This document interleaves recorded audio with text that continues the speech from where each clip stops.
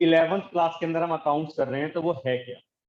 Accounts का basically बच्चे मतलब होता है, कोई भी हम बिजनेस अगर करते हैं तो उसका एक प्रॉपर वे में रिकॉर्ड मेंटेन करना। कोई भी बिजनेस करते हैं, ठीक है जी, कोई भी हम बिजनेस करेंगे उसका प्रॉपर वे में एक रिकॉर्ड मेंटेन करने को हम अकाउंट्स बनाना कह देते हैं। एक सेकंड वेट करें।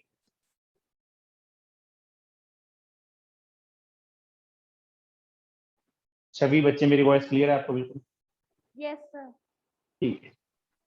तो अकाउंट्स का आज थोड़ा सा बेसिक चीज करेंगे बच्चे, नया सब्जेक्ट है बिल्कुल, आज तक कभी अकाउंट्स के बारे में हमने कुछ पढ़ा ही नहीं, तो इसलिए जरूरी है कि थोड़ा सा उसका बेस हमें क्लियर होना चाहिए। एक चीज मैं पहले दिन बताना चाहूंगा बच्चे, अकाउंट्स जो है कॉमर्स के अंदर सबसे ज्यादा इंटरेस्टिंग सब्जेक्ट होता है और सबसे ज्यादा सिक्योरिंग सब्जेक्ट भी होता है।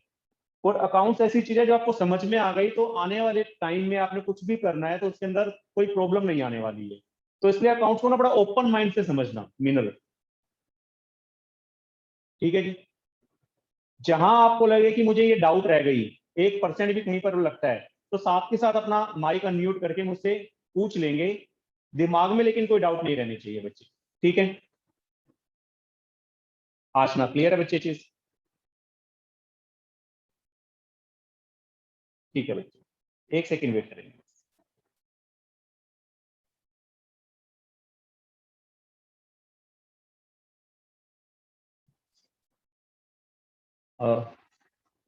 योगेश जो स्टूडेंट आया बच्चे, अगर वीडियो ऑन करेगा, योगेश बच्चे अगर वीडियो ऑन करेंगे।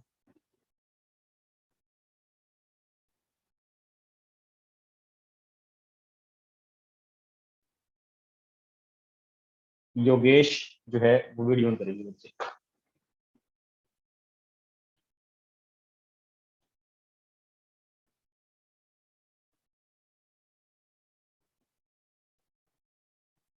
योगेश, ठीक है बच्चे,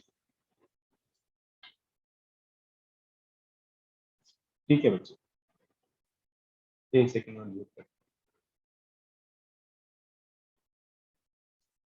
योगेश बच्चे एक बार माइक ऑन करके बात करेंगे।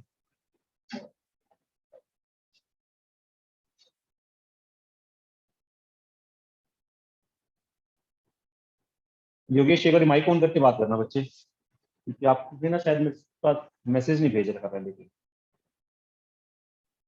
योगेश एक बार माइक ऑन करके बात करना।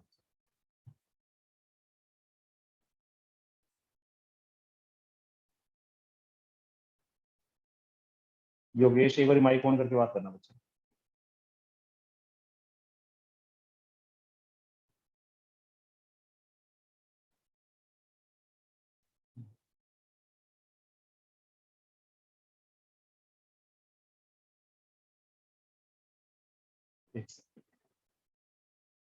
अनम्यूट कर सकते हैं बच्चे योगेश?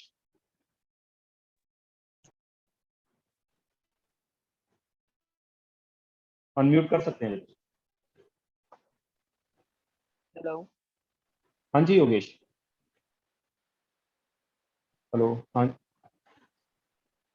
योगेश, मेरी वॉइस क्लियर आ रही है आपको अच्छे से? या सर।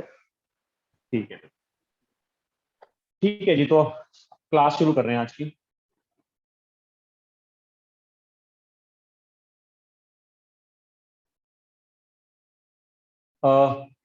तो अब अकाउंट्स है क्या बच्चे, वो स्टडी करेंगे। बड़ा सिंपलेस्ट वे में अगर मैं बात करूं, आप कोई भी बिजनेस कर रहे हैं, उसके अंदर हर रोज की हजारों ट्रांजेक्शन्स करते हैं। कभी कहीं से कुछ खरीद रहे हैं, कभी कुछ बेच रहे हैं। तो पुराने टाइम में क्या हुआ करता था, ट्रांजेक्शन्स ना बड़ी कम हुआ करती थी, कुछ एक ही ट्रांजेक्शन्स हुआ करती थी। कनक बच्चे, अगर आप पुराने टाइम के बिजनेस की बात करो तो दो चार ही ट्रांजेक्शन्स होती थी बस, छोटे बिजनेस होते थे, ऐसा ही होता था। कनक, यस सर। अब छोटा सा बिजनेस है, मान लो दो चार ट्रांजेक्शन है, तो क्या आपके दिमाग में आपको याद रह जाएंगे, नहीं रह जाएंगी?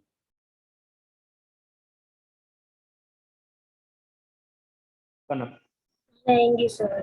ये रह जाएंगी। लेकिन अगर मैं कहूँ हर रोज की अब हजारों ट्रांजेक्शन हैं, क्या आपके लिए पॉसिबल है कि आप उसको अपने माइंड में रिमेंबर कर सको कि किससे कितना पैसा लेना है, किसको कितना पैसा देना है? नहीं। तो उसके लिए क्या जरूरत नहीं हो जाती कि प्रॉपर ढंग से सारा रिकॉर्ड बनाया जाए, जिससे कि सभी का रिकॉर्ड मेंटेन हो जाए? कोई कंफ्यूजन ना हो। हाँ जी। तो अकाउंट्स में हम यही सीखेंगे 11th क्लास के अंदर कि जब हम बिजनेस कर रहे हैं तो उसके अंदर रिकॉर्ड को मेंटेन कैसे किया जाए। और रिकॉर्ड जो मेंटेन करते हैं ना, वो अपनी मर्जी से नहीं करते हैं, रूल्स हैं। मतलब पूरे वर्ल्ड में एक जैसे रूल्स हैं जिसके बेसिस पर अकाउंट्स बनते हैं, जिससे कि कोई कंफ्यूजन ना हो। मोहेलिन बच्चे, क्लियर है चीज कि जब हम अकाउंट्स बना रहे हैं तो हमारा मेन पर्पस क्या है कि बड़े सिस्टमेटिक वे में सब कुछ रिकॉर्ड कर दें ताकि कोई कंफ्यूजन ना हो। ठीक है बच्चे, मोहेलिन। हाँ जी सर। तो मैंने आपको ये बताया कि अकाउंट्स का मतलब है बिजनेस का सिस्टमेटिक रिकॉर्ड मेंटेन करना। तो सबसे पहले तो हमें यही समझ में आना चाहिए कि बिजनेस का मतलब क्या है। 11th क्लास है, नए नए वर्ड्स आने वाले हैं, नए नए कंसेप्ट्स आने वाले हैं, तो अपना कंसेप्चुअल क्लैरिटी बड़े अच्छे से रखना। तो सबसे पहले बिजनेस का मतलब पता होना चाहिए, what is the meaning of business. अगर मैं बिजनेस के मीनिंग की बात करता हूं तो यू आर प्रोड्यूसिंग समथिंग, आप कुछ बना रहे हो, और यू आर परचेजिंग समथिंग, या तो आप कुछ बना रहे हो या आप खरीद रहे हो। बेसिकली गुड्स और सर्विसेज को आप बनाते हो या खरीदते हो, and selling them on regular basis to earn money. आप किसी चीज को रेगुलर बेसिस पर बना के बेचते हो या खरीद के बेचते हो जिससे कि आप पैसा कमा सको, उसको आप बिजनेस कहते हो।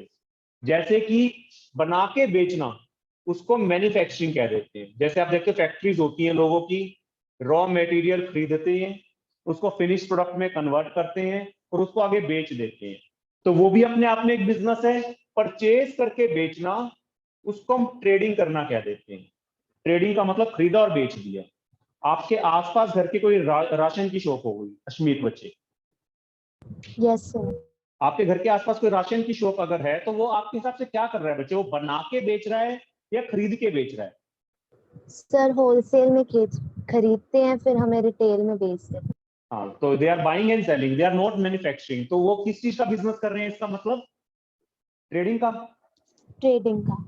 बिल्कुल। और अगर आप कहीं से फर्नीचर खरीदने जाते हो, वो फर्नीचर आप पसंद करते हो और आप उनको कहते हो हमें बना के दे दो, तो वो वुड उसके अंदर लगाते हैं, सब कुछ लगाते हैं, उसके बाद उसको फिनिश प्रोडक्ट में कन्वर्ट करके आपको देते हैं। तो वो किस चीज का बिजनेस कर रहे हैं? मैन्युफैक्चरिंग। मैन्युफैक्चरिंग। तो business can be either manufacturing और ट्रेडिंग। क्लियर है? Yes sir. आदरी, आदरी का बच्चे क्लियर है? Yes sir. अब आप कोई भी बिजनेस करो, प्रैक्टिकली सोच के देखना, कोई भी बिजनेस करो, चाहे आप मैन्युफैक्चरिंग का काम करो, चाहे आप ट्रेडिंग का काम करो, आप हर रोज कुछ ना कुछ ट्रांजेक्शन करोगे ही करोगे। आशना, हर रोज की ट्रांजेक्शन होंगी। कभी आप कुछ परचेज करोगे, कभी कुछ आप सेल करोगे, कभी आप कोई एक्सपेंसेस करोगे, कहीं से पैसे आएंगे, कहीं पैसे जाएंगे। मिनल, यस सर। तो अब हमारा मेन पर्पस अकाउंट्स के अंदर क्या होता है कि जो भी हम बिजनेस कर रहे हैं, whether we are doing manufacturing business और we are doing trading business, we should maintain a complete record of all the transactions so that there is no fraud और no manipulation in the business. कोई गड़बड़ ना हो जाए, main purpose तो यही है। क्लियर है?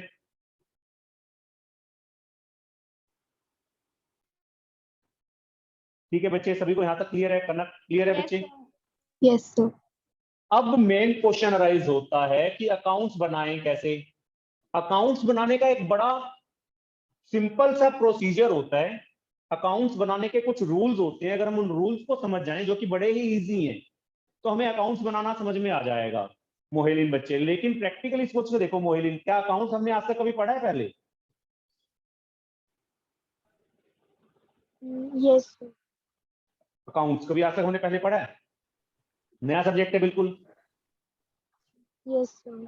अब एक नया सब्जेक्ट है, उसके अंदर मैं उस सब्जेक्ट से रिलेटेड वर्ड्स को यूज करता हूं। मैं बार बार सोच के देखना, मैं कुछ ऐसे वर्ड्स यूज करता हूं जो आपने सुने ही नहीं। और अगर आपने वो वर्ड सुने ही नहीं और मैं बार बार डेफिनेशंस के अंदर उन वर्ड्स को यूज करूंगा, तो क्या आपको अकाउंट समझ में आ जाएगा? सर प्रैक्टिस करेंगे तो आ ही जाएगा। नहीं, अगर वर्ड्स में मैं बिना वर्ड्स को एक्सप्लेन करूं आपको, आज अकाउंट्स का मतलब समझाना शुरू कर दूं, अकाउंट्स बनाना शुरू कर दूं, और वर्ड्स ऐसे हैं जो आपने सुने ही नहीं, तो क्या समझ में आएगा? No sir. नो तो सर। ज्यादा लॉजिकल क्या है कि जो वर्ड्स बार बार यूज होंगे पहले उन वर्ड्स को समझा जाए, ताकि उन वर्ड्स को जब मैं प्रैक्टिकल कंसेप्ट में यूज करूं तो आपको उसका मतलब समझ में आए। Yes sir. मैं आपको कहूं मैंने लायबिलिटी मेरी बढ़ गई, मेरी लायबिलिटी कम हो गई, आपको लायबिलिटी का मतलब ही नहीं पता तो आपको समझ में क्या आएगा कि क्या चीज इंक्रीज हो गई, क्या चीज डिक्रीज हो गई। योगेश, हाँ जी सर। क्लियर है चीज? छवि, क्लियर है बच्चे? Yes sir.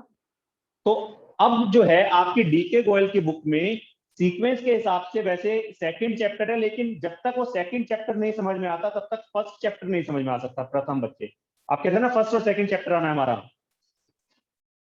Yes, sir. Second chapter का नाम है बेसिक अकाउंटिंग टर्म्स। जब तक ये बेसिक टर्म्स आपको नहीं समझ में आएंगी ना तब तक आपको अकाउंट्स बनाना आ ही नहीं सकता। तो 3-4 दिन लगते हैं हमें, कुछ वर्ड्स हैं समझने, 20-25 वर्ड्स के आसपास हैं। जब ये वर्ड्स समझ में आ जाएंगे तो उसके बाद बाकी चीजें समझ में आएंगी। बिल्कुल नई चीज है ना, तो एबीसी से शुरू करनी पड़ेगी ना बिल्कुल हमें। Yes, ठीक है, sir. तो हम बिल्कुल शुरुआत से शुरू करते हैं। बेसिक अकाउंटिंग टर्म्स जब हम अकाउंट्स बनाएंगे, अकाउंट्स का मैंने आपको नॉर्मल सा एक आइडिया दे दिया कि मैं कोई भी बिजनेस करूं, चाहे मैं मैन्युफैक्चरिंग का काम करूं, चाहे मैं ट्रेडिंग का काम करूं, मेरे लिए रिकॉर्ड मेंटेनेंस करना बड़ा जरूरी है। अगर मैं प्रॉपर ढंग से अपने रिकॉर्ड्स मेंटेन नहीं करूंगा तो हो सकता है मैंने किसी से पैसे लेने हैं, मैं भूल गया, मैंने किसी को पैसे देने हैं, मैंने उसको ज्यादा दे दिए, मैंने कहीं से कोई पैसे इनकम आनी थी उसको रिकॉर्ड नहीं करा, तो उससे हो सकता है कि बिजनेस के अंदर हमें लॉस हो जाए। हम नहीं चाहते कि इस तरीके से हमें लॉस हो, तो प्रॉपर ढंग से रिकॉर्ड्स मेंटेन करना बड़ा जरूरी है। मान लो मैं आपको पढ़ा रहा हूं तो मैं भी अपने रिकॉर्ड्स मेंटेन करता हूं, मैं भी प्रॉपर मेंटेन करता हूं कि कहां से कितना कैश आया, कहां कितना कैश गया, किससे कितने पैसे लेने हैं, कितने पैसे किसको देने, तो प्रॉपर ढंग से रिकॉर्ड मेंटेन करना बड़ा जरूरी है। मिनल, क्लियर है बच्चे? Yes sir. तो आज जो हम शुरू कर रहे हैं वो बेसिक अकाउंटिंग टर्म शुरू कर रहे हैं। इसकी पीडीएफ मैंने आपको भेज दी थी, अभी मैं पीडीएफ में से भी करवाऊंगा। कुछ वर्ड्स हैं जो आपको समझ में आना बड़ा जरूरी है, जो हम अकाउंट्स के अंदर बार बार यूज करेंगे। एक चीज और दिमाग में रखना बच्चे, 11th क्लास के अंदर अकाउंट्स का सिलेबस बहुत ज्यादा नहीं है, इसलिए समझने पे ज्यादा ध्यान रखना। स्पीड हम ज्यादा नहीं रखेंगे, बेसिकली है जो मैं आपको समझाऊं आपके दिमाग में अच्छे से एंटर करना चाहिए। जहां आपको लगता है भाई मुझे ये चीज नहीं आई, 1% भी डाउट रह गई, वो साथ के साथ क्लियर कर लेना। मतलब अगर अकाउंट्स में आपके दिमाग में डाउट रह गई ना तो फिर अकाउंट्स दिमाग में नहीं आएगा। अश्मीत, क्लियर है बच्चे? जहां कहीं लगे कि 1% भी ये हमें कंसेप्ट में क्लैरिटी नहीं है, आप साथ के साथ माइक ऑन करके पूछ लेना। क्लियर है? Okay sir. ठीक है। सबसे पहला वर्ड और सबसे इंपॉर्टेंट वर्ड एसेट, प्लूरल में एसेट्स बोल देते हैं। ये वर्ड हम अकाउंट के अंदर बार बार करेंगे। मैं बार बार आपको कहूंगा एसेट हमने खरीद लिए, एसेट हमने बेच दिए, हमारे एसेट्स ज्यादा हैं, हमारे एसेट्स कम हैं। ठीक है, तो इस एसेट का मतलब क्या हुआ, सबसे पहले वो देखते हैं। एसेट का मतलब है any valuable thing owned by business that will enable us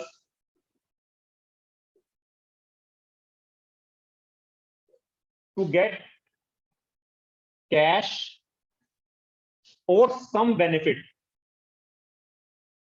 in future।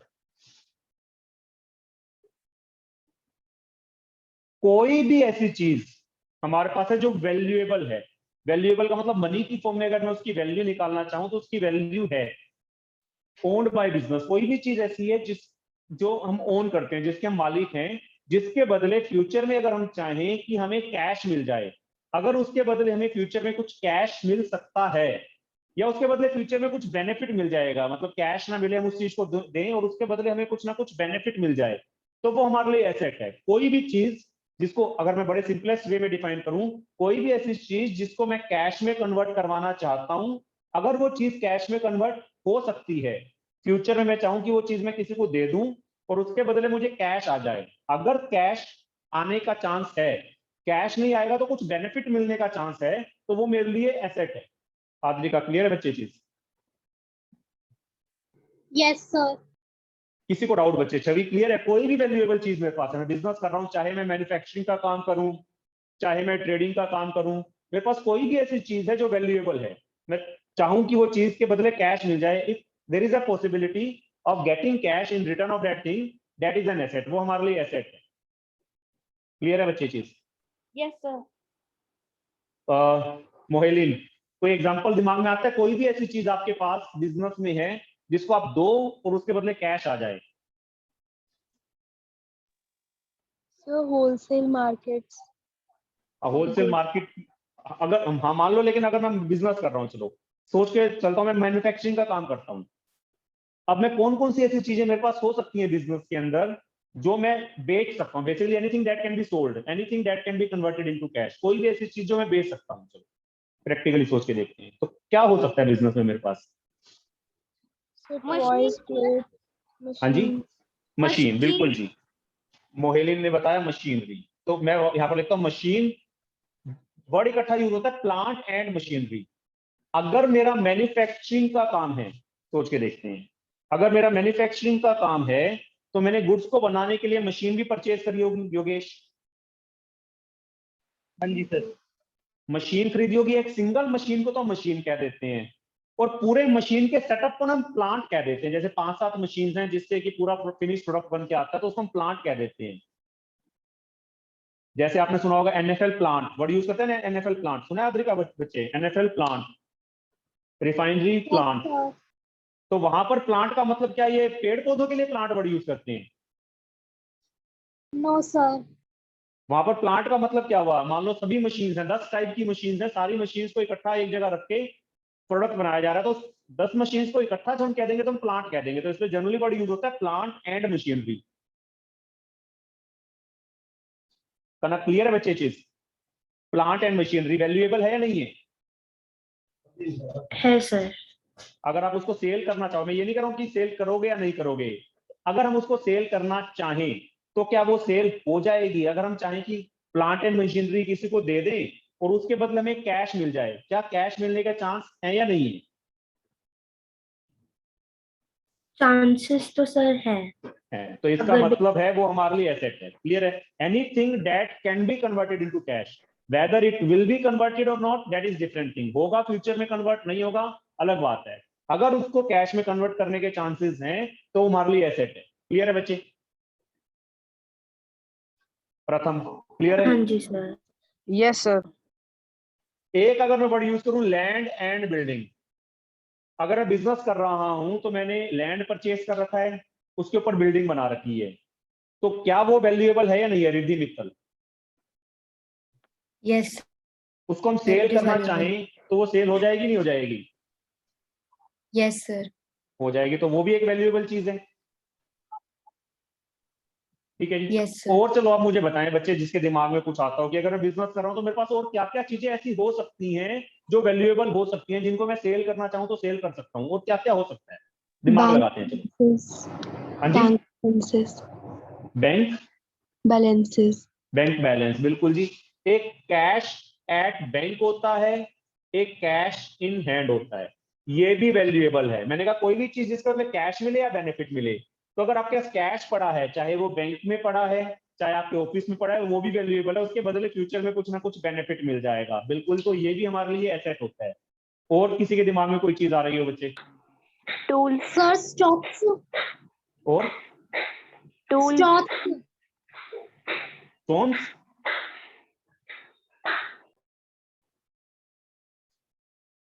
एक एक करके बच्चे बताए। अभी का बच्चे पहले आप बताएं क्या चीज कह रहे हो? सर जैसे स्टॉक्स होते हैं। स्टॉक, बिल्कुल। स्टॉक का मतलब बच्चे भी मैंने आपको बड़ा डिटेल में समझाऊंगा इसको, चलो अभी मैं सर्कल करता हूँ, इसको बड़ा डिटेल में समझाऊंगा क्या चीज होती है। ठीक है, और सोच के देखो, चलो आप बिजनेस कर रहे हैं, मैं दिमाग लगाता हूँ, अकाउंट तो हमारा प्रैक्टिकल सब्जेक्ट है, सोच के देखता हूँ। छवि बच्चे, बिजनेस में क्या मेरे पास फर्नीचर नहीं हो सकता? हो सकता है सर। मैंने अब खुद के बैठने के लिए जो है एक चेयर रख रखी है, फिर कस्टमर्स के बिठाने के लिए सोफा सेट वगैरह रख रखा है, अलमीरा रख रखी है, तो ये सारा फर्नीचर भी तो हो सकता है। इसको भी मैं सेल करना चाहूँ तो सेल हो जाएगा नहीं हो जाएगा? Yes sir. तो फर्नीचर भी इसका मतलब हमारे लिए एक एसेट है, उसको भी हम सेल करना चाहें तो सेल कर सकते हैं। सर हाँ जी, मनी ओन बाय डेबिटर्स। हाँ जी, sir money owed by debtors. हाँ डेप्टर्स अभी बताता हूँ, इसका भी मतलब बताता हूँ। जो 3-4 टेक्निकल वर्ड है जो कभी भी नहीं सुने उनका मतलब भी बताता हूँ बच्चे। फर्नीचर हो गया, चलो।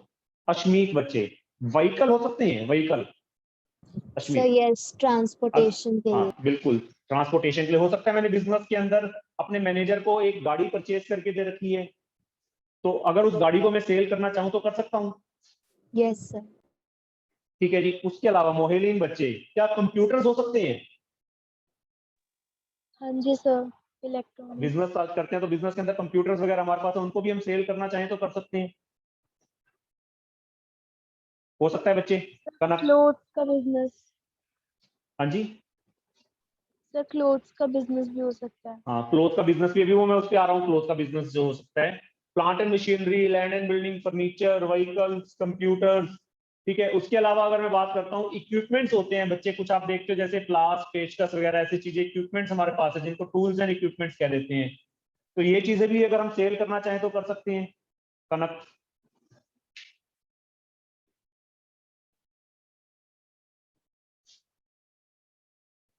हाँ जी कनक बच्चे, वैल्यूएबल है नहीं ये सारी चीजें? है सर। उसके अलावा और बताता हूँ। चलो, अभी मैंने कैश इन हैंड तो बताया ही आपको, कैश एट बैंक भी बताया। अब एक वर्ड आता है स्टॉक। अभी आप में से किसी ने कहा स्टॉक। अब स्टॉक का मतलब क्या होता है बच्चे, उसको समझते हैं। स्टॉक का मतलब समझ में आने से पहले आपको एक वर्ड समझ में आना चाहिए, गुड्स। गुड्स का मतलब क्या होता है? Item in which we deal. जिस चीज में हम डील करते हैं ना, उसको हम गुड्स कहते हैं। बड़ा सिंपल सा मतलब है। मान लो मेरा फर्नीचर का काम है, अश्मीत बच्चे माइक ऑन रखना। Yes sir. सपोज हमारा फर्नीचर का काम है और मैं फर्नीचर को परचेज कर रहा हूं। क्यों परचेज कर रहा हूं? उसको उसको आगे सेल करने के लिए। सेल करने के लिए, बिल्कुल जी। तो इसका मतलब फर्नीचर का मेरा बिजनेस हुआ। Yes sir. अब फर्नीचर का अगर मेरा मैन्युफैक्चरिंग का काम है तो मैंने वुड को परचेज करा होगा, टिम्बर परचेज करी होगी। Yes sir. उसको क्यों परचेज करा? ताकि उससे मैं फर्नीचर बनाऊं और उस फर्नीचर को बेच दूं। Yes sir. तो जिस चीज का हमारा बिजनेस है, जिस चीज को हम इसलिए खरीद रहे हैं ताकि उसको आगे हम बेच दें, मतलब ट्रेडिंग का काम है तो उसको एज इट इज बेच दें, और मैन्युफैक्चरिंग का काम है तो उसको पहले फिनिश प्रोडक्ट में कन्वर्ट करें, उसके बाद उसको बेच दें, तो उसको हम गुड्स कह देते हैं। क्लियर है? Okay sir. तो बिजनेस के अंदर ध्यान रखना, जिस चीज का हमारा बिजनेस है उसको उसको हम उसके नाम से नहीं बुलाते। सपोज मेरा फर्नीचर का काम है, सपोज मेरा फर्नीचर का काम है और मैंने फर्नीचर को परचेज करा। कोई मेरे से पूछता है कि क्या परचेज करा, कनक क्या कहना चाहिए मुझे? मैं क्या कहूं कि मैंने फर्नीचर परचेज करा या गुड्स परचेज करे?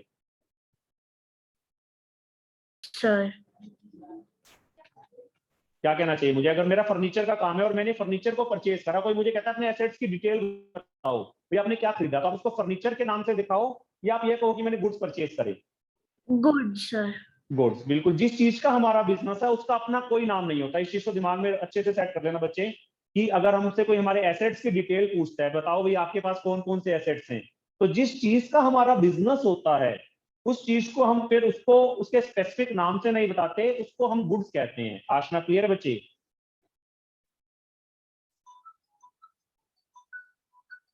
Yes sir. जी। अब गुड्स, जैसे मान लो मेरा फर्नीचर का काम है, मैंने टिम्बर परचेज करी। महक, मेरा फर्नीचर का काम है, मैंने टिम्बर परचेज करी, तो मैं क्या कहूं, मैंने गुड्स परचेज करे या टिम्बर परचेज करी? सर गुड्स परचेज किया। गुड्स परचेज करे, बिल्कुल। मेरा मशीनरी का काम है, मैंने मशीन को इसलिए परचेज करा ताकि उसको आगे मैं सेल कर दूं, तो मैं उसको क्या कहूं, मशीन परचेज करी या गुड्स परचेज करी? गुड्स। Sir goods. तो ये हमें बड़े अच्छे से क्लियर हो जाना चाहिए कि जिस चीज का हमारा बिजनेस है, मान लो मेरा स्टेशनरी का बिजनेस है, मैं स्टेशनरी को इसलिए खरीद रहा हूं ताकि उस स्टेशनरी को आगे मैं सेल कर दूं, तो योगेश आप क्या कहोगे, स्टेशनरी परचेज करी या गुड्स परचेज करे? गुड्स परचेज करें। बिल्कुल, गुड्स परचेज करे। अगर मेरा, अब आप में से जिससे पूछूंगा वो बताना।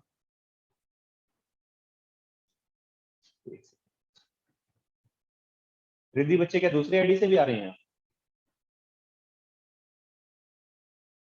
रिद्धि मित्तल।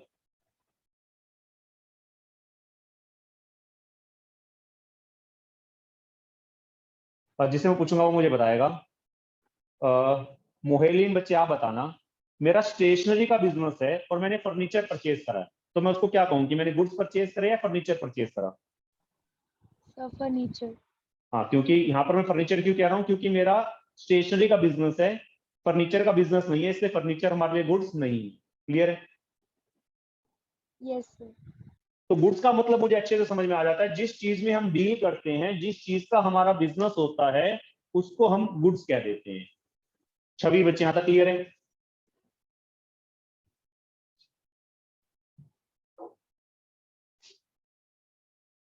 प्रथम बच्चे क्लियर है?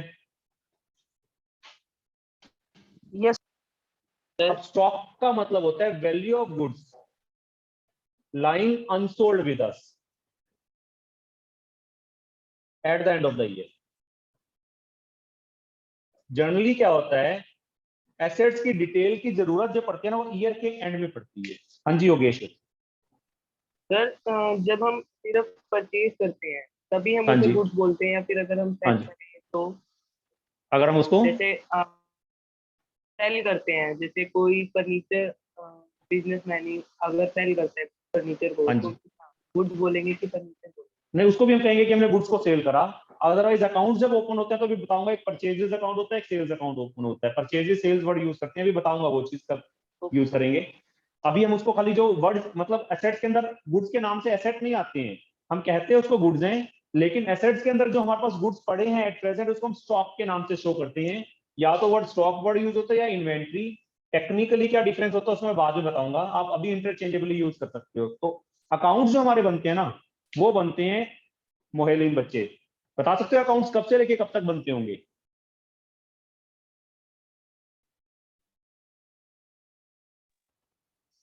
मोहिलिन को नॉर्मली जो अकाउंट्स होते हैं, डेट इज जैसे आपका स्कूल का सेशन चलता है, स्कूल का सेशन कब से कब तक चलता है? So 1 year. 1 ईयर। और 1 ईयर क्या जनवरी टू दिसंबर होता है या अप्रैल टू मार्च होता है? April to March. बिल्कुल। तो जैसे अप्रैल टू मार्च आपका स्कूल का सेशन चलता है, वैसे ही आपके अकाउंट्स भी शुरू होते हैं। किसी भी बिजनेसमैन ने जो अकाउंट्स बनाने शुरू करने होते हैं, वो 1 अप्रैल को अपने अकाउंट्स बनाना शुरू करता है और पूरे साल अकाउंट्स बना के 31 मार्च को क्लोजिंग कर देता है। 31 मार्च को कैलकुलेट कर लेता है कि प्रॉफिट हुआ या लॉस हुआ। ठीक है बच्चे? So accounts are prepared for 1 year and that 1 year is from 1 April to 31 March. Clear है चीज? Yes, sir. तो जनरली 31 मार्च को डिटेल की जरूरत पड़ती है, उसे पहले नहीं पड़ती। जब अकाउंट्स को क्लोज करते हैं ना, तब पता करना होता है कि हमारे पास कौन कौन सा एसेट है, कितने कितने एसेट्स हैं। तो 31 मार्च को जब आप अपना ये देखते हो कि हमारे पास कितने गुड्स ऐसे पड़े हैं जो अनसोल्ड हैं, मान लो मेरा फर्नीचर का काम है, तो 31 मार्च को काफी सारा फर्नीचर ऐसा भी तो पड़ा होगा जो कि अनसोल्ड है, हमारे पास पड़ा है, अभी सेल नहीं हुआ। कनक, हो सकता है ऐसा काफी सारा फर्नीचर पड़ा हो। Yes, sir. तो क्या वो फर्नीचर कभी फ्यूचर में कैश में कन्वर्ट होगा या नहीं होगा? होगा अगर बिकेगा होगा। तो। तो इसका मतलब फ्यूचर में कभी ना कभी उसके बदले कैश आएगा। हाँ जी। तो एसेट हुआ नहीं हुआ? वो हुआ। हुआ, बिल्कुल हुआ जी। तो स्टॉक भी हमारा एसेट है। स्टॉक या इन्वेंट्री वर्ड यूज करेंगे।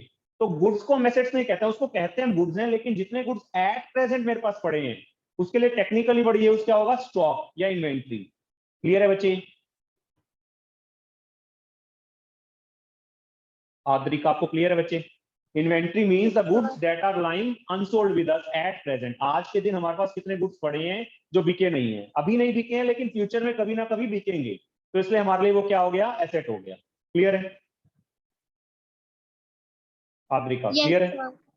किसी भी बच्चे को डाउट हो बच्चे क्लियर कर ले। स्टॉक का मतलब हमें पता होना चाहिए। कोई आपको पूछे कि एसेट्स की डिटेल बताओ, तो एसेट्स की डिटेल में हम उसको गुड्स के नाम से नहीं दिखाएंगे, कहते हैं हम उसको गुड्स हैं, लेकिन एसेट्स की डिटेल के अंदर हम उसको किस नेम से शो करेंगे? अश्मीत, किस नेम से शो करेंगे बच्चे? Sir, stock या फिर स्टॉक inventory. या फिर इन्वेंट्री, बिल्कुल जी। एक वर्ड अभी आप में से मुझे किसी ने कहा था डेटर्स। लिखने में डेप्टर्स है, बोलने में डेटर्स है। डेटर्स का मतलब क्या हुआ? डेटर्स आर द पर्सन और firm to whom goods have been sold on credit। हमने उनको गुड्स सेल कर दिए या सर्विसेज प्रोवाइड कर दिए credit, and payment has not yet been received.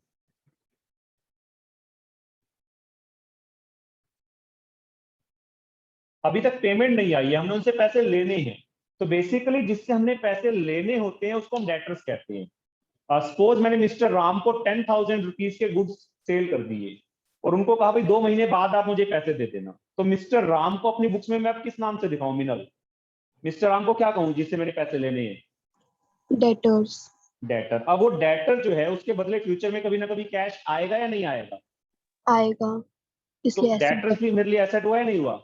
हुआ। Because it will be converted into cash in future. Yes clear है? Sir, yes अब सर। प्रैक्टिकली सोच के देखना, आप में से मुझे कोई बताना, क्या डेटर्स के अंदर रिस्क है या नहीं है? प्रथम, डेटर ना दे पैसे तो क्या करूं? तो प्रॉब्लम है नहीं है डेटर्स के अंदर? सर रिपीट करना एक बारी। अगर डेटर मान लो 2 महीने बाद पैसे देने से मना कर दे तो क्या करूं?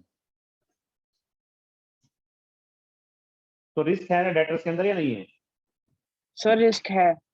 रिस्क है। तो ज्यादा अच्छी ऑप्शन क्या होती है बच्चे, कि जब आप क्रेडिट पे किसी को माल बेचो, आपने किसी से पैसा लेना है, तो साथ के साथ में एक बिल बनाओ और उस बिल के ऊपर उसके साइन करवा लो। तो साइन करवा लोगे तो फिर आप उसको डेटर्स ना कह के बिल्स रिसीवेबल कह दोगे, नाम चेंज कर दोगे। आपको कहेगा ना एसेट्स की डिटेल बताओ, तो फिर आप उसको एसेट्स में किस नाम से शो करोगे? बिल्स रिसीवेबल के नाम से शो करोगे, फिर डेटर्स के नाम से शो नहीं करोगे। क्लियर है चीज?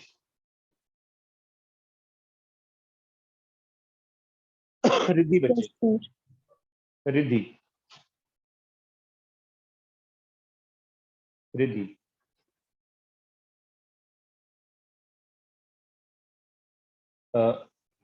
मोहेलिन बच्चे। Yes sir. तो डेटर्स और बिल्स रिसीवेबल में क्या डिफरेंस समझ में आया हमें, कि डेटर्स और बिल्स, डेटर्स के नाम से कब शो करूं और बिल्स रिसीवेबल के नाम से कब शो करूं? सर डेटर्स जिसने हमारा पैसा ले रखा है, और बिल हमने रिसीव डेटर्स जिसको हमने क्रेडिट में सेल करा है, लेकिन ओरल प्रोमिस पे सेल करा है, मतलब ये कह रही है चलो बाद में आप पैसे दे देना, हाँ जी। तो उसको तो हमने डेटर कह दिया। लेकिन और जिसको हमने सर ओरल प्रोमिस पे ना करके हमने उसको रिटर्न में साइन करवा लिए, हाँ जी, तो उसको हमने फिर बिल्स बिल्स रिसीवेबल कह दिया। क्लियर है बच्चे? हाँ जी सर। ठीक है। रिद्धि बच्चे, आप दूसरे आइडिया से आ रहे हो? रिद्धि,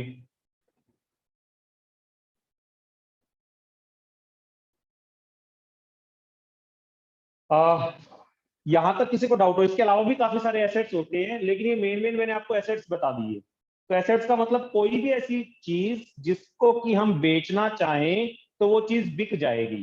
हम चाहें कि उसके बदले फ्यूचर में कुछ ना कुछ हमें मिल जाए, चाहे कैश मिल जाए, चाहे हमें बेनिफिट मिल जाए। If there is a possibility that thing will be converted into cash और a benefit in future, then it is an asset.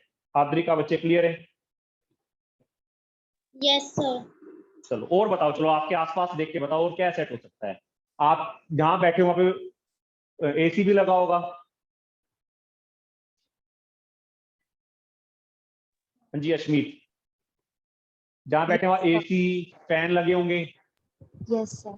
तो एक जगह जो चीज लग गई उसको हम फिक्सचर्स कह देते हैं। फिक्सचर्स, फिक्स हो गई एक जगह, फिक्सचर्स एंड फिटिंग्स। तो क्या वो एसेट है नहीं है?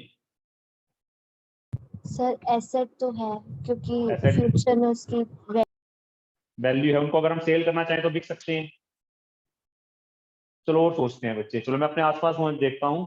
तो मेरे पास मोबाइल फोन है बच्चे, ठीक है जी। तो वो मोबाइल फोन क्या मेरे लिए एसेट हुआ या नहीं हुआ? मिनल, हुआ सर, हुआ? क्योंकि उसको फ्यूचर में अगर हम उसको प्रॉफिट ले सकते हैं सेल कर। उसको हम फ्यूचर में सेल कर सकते हैं, तो इसका मतलब जो मोबाइल फोन्स मेरे पास हैं वो भी मेरे लिए क्या है? एसेट्स हैं। क्लियर है? लैपटॉप। तो कोई भी चीज आपके दिमाग में आती है, मान लो मैं आपको पढ़ा रहा हूँ, मेरे पास ये मार्कर है, इस मार्कर, मेरे पास मार्कर 10 मार्कर पड़े हैं, मैं उनको बेचना चाहूँ तो बेच सकता हूँ, तो ये मार्कर भी मेरे लिए क्या हो गए? एसेट हो गए। तो anything that can be sold is an asset. कोई डाउट बच्चे इसमें? कोई भी चीज जिसके हम मालिक हैं और जिसको हम बेचना चाहें तो वो चीज बिक जाएगी। हम चाहते हैं कि उसके बदले, बेसिकली जो हमारी प्रॉपर्टीज हैं, कोई भी मेरी प्रॉपर्टी है जिसका मैं मालिक हूं, मैं चाहूं कि वो मैं किसी को दे दूं और उसके बदले मुझे कैश मिल जाए। If there is a possibility of getting that thing converted into cash, then it is an asset. Any doubt in this? किसी भी बच्चे को कोई डाउट हो, एक बार माइक ऑन करके बच्चे अपना सर यस या नो आंसर। हाँ जी अश्विनी। वैसे हम गुड्स को एसेट्स नहीं कहते, लेकिन अगर कोई गुड हमारा आज के एंड ऑफ द डे नहीं सेल हुआ तो उसको हाँ हम जी, एसेट में काउंट करेंगे। वो सेल हो गया तो उसके बदले या तो कैश आ जाएगा यस सर। या अगर क्रेडिट पे सेल करा होगा तो डेटर्स क्रिएट हो जाएंगे। Yes sir. तो फिर जो एसेट में आएगा वो गुड्स तो चलेगा, एक तब तो हमारे एसेट नहीं रहेगा वो। नहीं सर, जैसे मेरा मार्कर्स का बिजनेस है। अगर हाँ जी। मैंने आज एंड ऑफ द डे मैंने 5 मार्कर नहीं सेल किए, तो वो हाँ 5 जी। मार्कर्स को मैं असेट्स में काउंट करूंगी? नहीं, अब नहीं करोगे, वो तो खत्म, स्टॉक कम हो गया ना आपका। मान लो आपका स्टॉक था 100 यूनिट्स का, लेकिन सर उसमें से 5 मार्कर्स तो अभी नहीं बिक सेल गए। हुए हैं। नहीं उसमें हुए ना, से तो जो 5 नहीं, नहीं। 5 जो नहीं हुए वो आपका एसेट है, जो सेल हो गए वो गए खत्म। उसके जगह या तो कैश आ जाएगा या डेटर्स आ जाएंगे। Okay sir. तो जो एट प्रेजेंट हमारे पास पड़ा है वो एसेट होगा ना, जो बिक चुका है वो एसेट नहीं होगा। ठीक है सर। क्लियर है? और वैसे ना एसेट्स की जो वैल्यूएशन होती है वो ईयरली बेसिस पर होती है, रोज कोई नहीं कैलकुलेट करता। जनरली जब 31 मार्च को अकाउंट्स बनाने का टाइम आएगा तब कैलकुलेट करते हैं। क्लियर है? यहां तक बच्चे किसी को भी डाउट हो थोड़ा बहुत भी दिमाग में, तो वो क्लियर कर ले। कोई भी ऐसी चीज जो मेरे पास है जिसको मैं बेचना चाहूं तो मैं बेच सकता हूं, वो मेरे लिए मेरा एसेट होती है। रिद्धि, क्लियर है बच्चे? Yes sir. हिंदी में इसका नाम अगर मैं करूँ ना तो थोड़ा सा देखते हैं। सम, हिंदी में मेरी स्पेलिंग वगैरह गलत हो सकती है, वो देख लेना। आपने सुना है वर्ड संपत्ति? Yes sir. Yes. तो जो हमारी Yes, sir. संपत्ति है, बेसिकली कोई भी चीज मेरे पास है। आप कई बार सुनते हो ना टीवी के अंदर कि इसकी नेट वर्थ जो है इतने करोड़ रुपए की है, इसकी नेट वर्थ इतने करोड़ रुपए की है। सुनते हो ना, बिल गेट्स की नेट वर्थ इतने बिलियन डॉलर्स की है। Yes sir. तो उसका मतलब क्या है कि उसके पास इतने के एसेट्स हैं। ठीक है ना? कई बार कहते हैं ना, जैसे मान लो मेरे को कोई कहता है कि इसकी वर्थ मान लो 1 करोड़ रुपए की है, तो वो क्या कहना चाह रहा है? इसका मतलब आप देख, आपके हिसाब से कोई ये कहता है कि इसकी वर्थ 1 करोड़ रुपए की है, तो क्या कहना चाह रहा होगा? सर रिपीट करना। अगर कोई मान लो, आप कई बार टीवी में सुनते हो ना, कहते हैं भाई ये जो बिल गेट्स है इसकी वर्थ दो मान लो 2 बिलियन डॉलर्स की है, तो वो क्या कहना चाह रहे हैं? इसका मतलब 2 बिलियन डॉलर्स का तो क्या है उसके पास? उसके पास इतनी एसेट्स है। इतने एसेट्स हैं, बिल्कुल जी। तो जब किसी की वर्थ होती है तो यही देखते हैं ना उसका संपत्ति कितनी है, टोटल प्रॉपर्टी कितनी है। क्लियर है चीज? Yes sir. मोहेलीन बच्चे, क्लियर है? Yes sir. अब एसेट्स के भी ना टाइप्स होते हैं। एक होता है नॉन करंट एसेट्स और एक होते हैं करंट एसेट्स। अलग अलग क्राइटेरिया के हिसाब से कर सकते हैं। भी मैं 2 मेन टाइप बता रहा हूं, उसके बाद में सारे एग्जैक्टली बताऊंगा। नॉन करंट एसेट्स और करंट एसेट्स। एसेट्स का मतलब क्या है योगेश? कोई भी चीज जो बिक सकती है। Yes sir. लेकिन कुछ चीजें हम इसलिए खरीद रहे हैं ताकि उनको लॉन्ग टर्म के लिए यूज करें। बिजनेस के अंदर मैं जब लॉन्ग टर्म की बात करता हूं तो generally long term means a period of 1 year और मोर देन 1 ईयर। 1 साल या उससे ज्यादा को मैं लॉन्ग टर्म कह देता हूं, 1 साल से कम को मैं शॉर्ट टर्म कह देता हूं। ठीक है योगेश?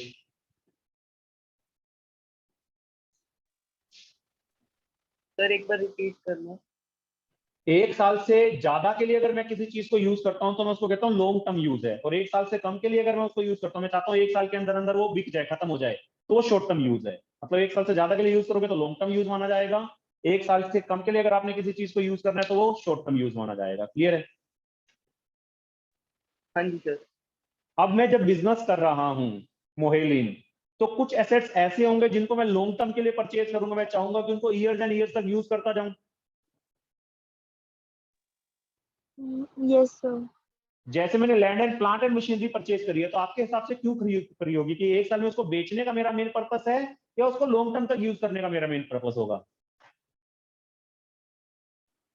लॉन्ग टर्म तक यूज करने का पर्पस सर।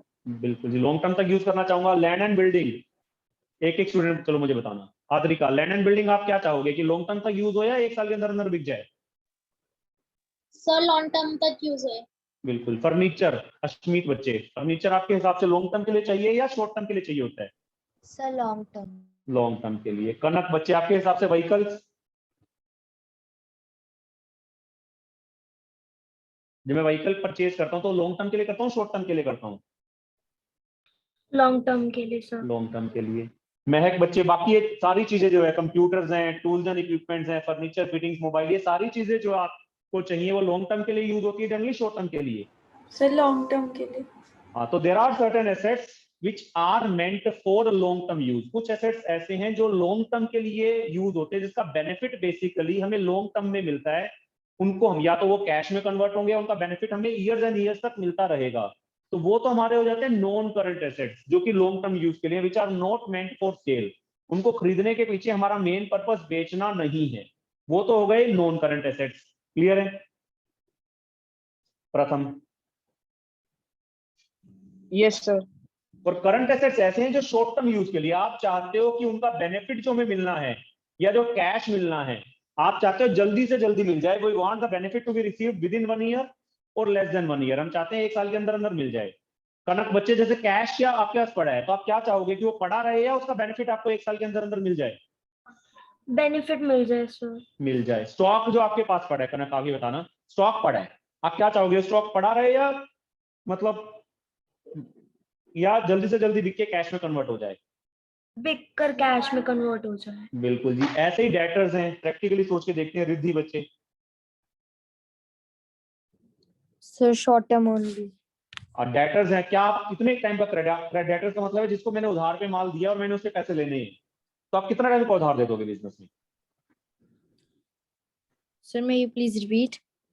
आपने क्रेडिट पे गुड्स को सेल करा, तो आप कितने टाइम पीरियड के लिए क्रेडिट दे दोगे? 2 मंथ्स, 3 मंथ्स या ईयर से भी ज्यादा का क्रेडिट दे दोगे? Short term only 2 to 3 months। 2 to 3 months, 4 months maximum. So it means debtors will also be converted into cash within 1 year. Yes sir। So debtors are also the current assets.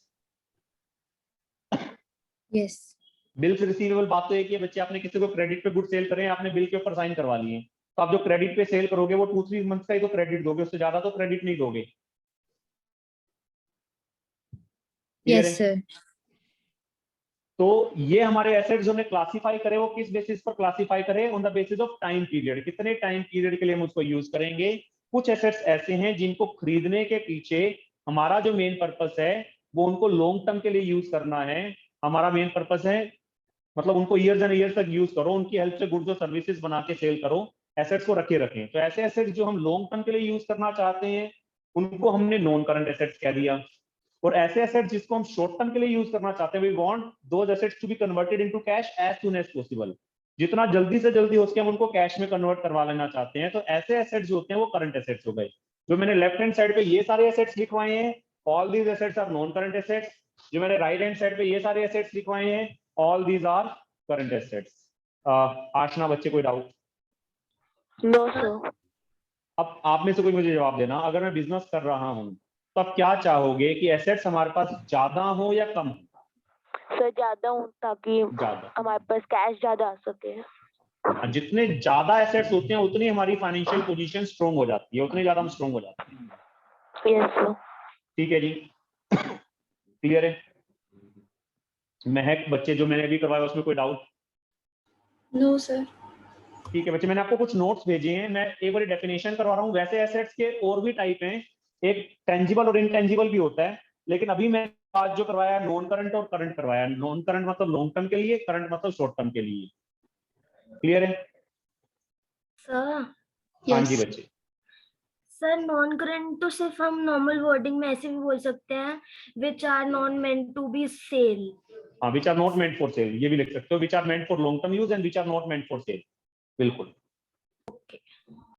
ठीक है बच्चे। मैं एक बार ना screen share कर रहा हूँ। Screen share के अंदर जो मैंने आपको नोट्स भेजे हैं वो नोट्स ही आएंगे, मैं उसमें से एक बार पढ़ के बता रहा हूँ जो आज हमने करा है। ठीक है, मैं स्क्रीन शेयर कर रहा हूँ बच्चे, सामने स्क्रीन आएगी, वेट करना।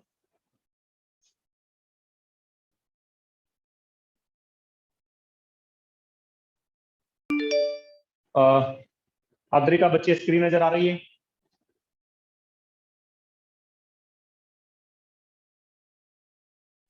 Yes sir. Yes sir. ठीक है जी। तो बेसिक अकाउंटिंग टर्म्स में सबसे पहले मैंने आज आपको जो वर्ड बताया, ये आपके जो नोट्स में भेजूंगा उसके अंदर जो मैंने हाईलाइट कर रखा है बस उसको लर्न करना बच्चे।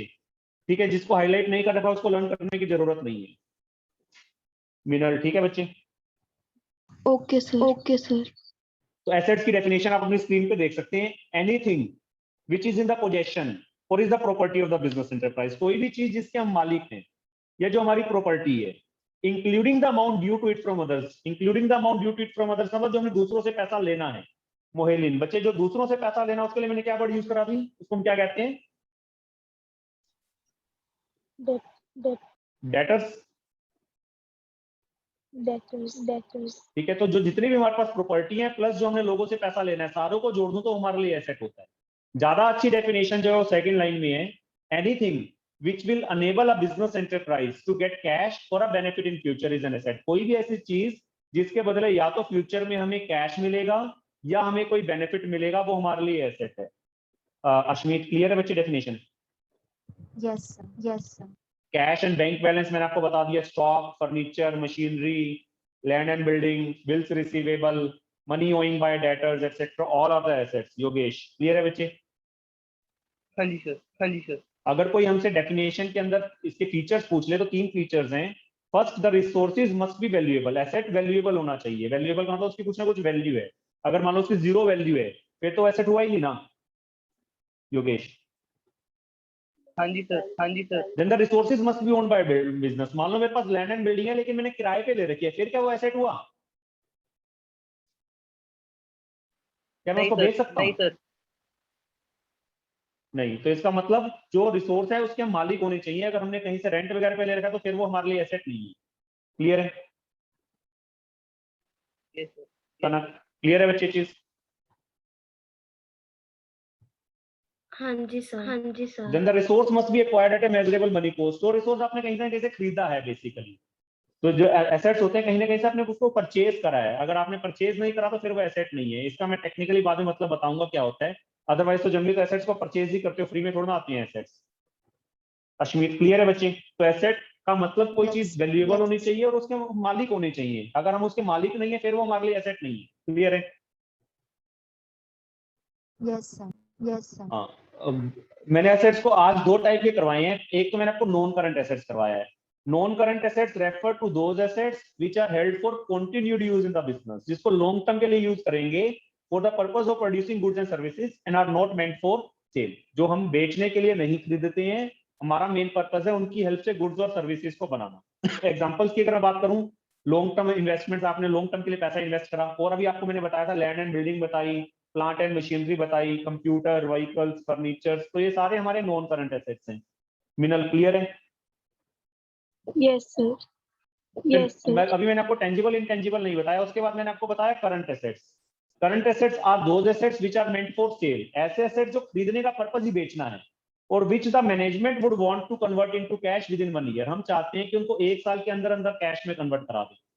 तो इनको शॉर्ट लिव्ड या एक्टिव एसेट्स भी कह देते हैं। शॉर्ट लिव्ड का मतलब थोड़े टाइम के लिए है, थोड़े टाइम के बाद वो एसेट का या तो बेनिफिट मिल जाएगा या कैश मिल जाएगा। जैसे डेटर्स हैं, मैंने आपको बताया, are expected to be converted into cash within short time period. Stock, bills receivable, they are also converted into cash in short time period. तो ये सारे हमारे लिए क्या हो गए? करंट एसेट्स हो गए। क्लियर है बच्चे? Yes, sir. Yes, किसी को sir. बच्चे इसमें डाउट हो तो मेरे से दोबारा से पूछ ले। अभी मैंने आपको टेंजिबल और इनटेंजिबल नहीं बताया, उसको मैं भी कल बताऊंगा। मैंने आपको करंट और नॉन करंट बताए। हाँ जी बच्चे, यहाँ तक किसी को कोई डाउट हो तो बच्चे मेरे से दोबारा से क्लियर कर ले एक बार। No, sir. अब एक एक करके बच्चे मैं रिस्पॉन्स ले रहा हूँ। मैं 1-2 क्वेश्चन भी पूछूंगा। आदरी का बच्चे मुझे ये बता दो, डेटर्स क्या होती है? सर जिसे हमने पैसे दिए होते हैं पैसे नहीं, गुड्स दिए हैं क्रेडिट और उसने पैसे लेने हैं। लेने मतलब ठीक है जी, क्लियर है? आशना बच्चे, अगर एसेट्स की कोई मेरे से डिटेल पूछे तो उसमें जो मेरे पास जिस चीज में मैं डील करता हूँ वो जो मेरे पास पड़ी है उसको किस नाम से दिखाऊं? सर स्टॉक स्टॉक या स्टॉक या इन्वेंट्री? या इन्वेस्ट सर। ठीक है जी। अश्मीत बच्चे, यस सर ऐसे एसेट जो हम चाहते हैं कि जल्दी से जल्दी उसका बेनिफिट मिल जाए, जल्दी से जल्दी कैश मिल जाए, उसको हम क्या कहेंगे? करंट एसेट्स करंट एसेट्स, बिल्कुल। छवि बच्चे,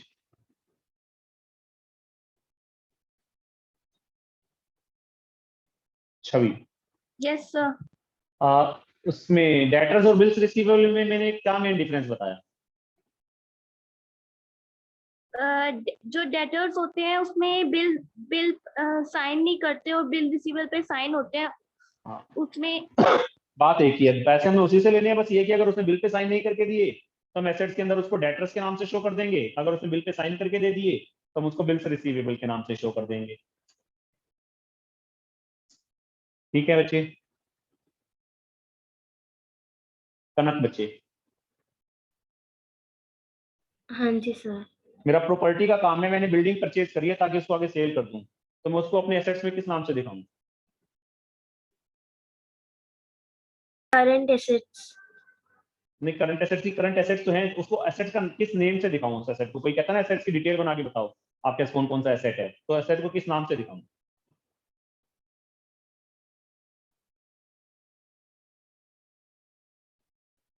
कौन बताएगा? अच्छा, सर गुड्स।